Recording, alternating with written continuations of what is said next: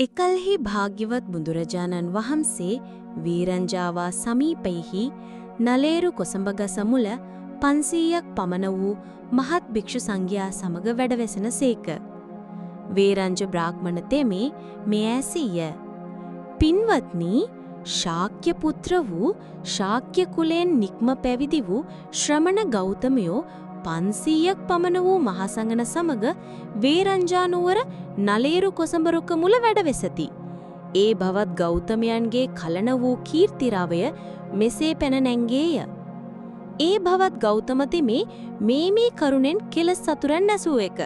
සම්්‍යක් සම්බුද්ධය, විද්‍යාචරණ ධර්මයන්ගෙන් යුක්තය, මනා ගමන්නත් එක, සෞලෝදක්ත් එක, නිරුත්තර වූ පුරුෂ ධම්ම්‍ය සාරතිය, දෙව් මිනිසුන්ගේ අනුශාසකය, සෞනෙද්දක්ත් එක, භගවත්ය.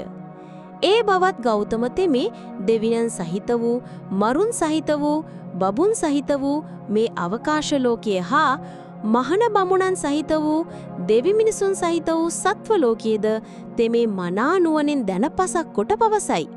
හෙතෙමේ මුල කලන වූ, මැද කලන වූ, අග කලන වූ, අර්ථ සහිත වූ, ව්‍යංජන සහිත වූ, සර්ව ප්‍රකාරයෙන් සම්පූර්ණ වූ, පිරිසිදු වූ දහම් දෙසයි. මෙසේ සසුන් බඹසර හා මග බඹසරද පවසයි. එබඳු රහතුන් දැකීම මැනව යනුයි.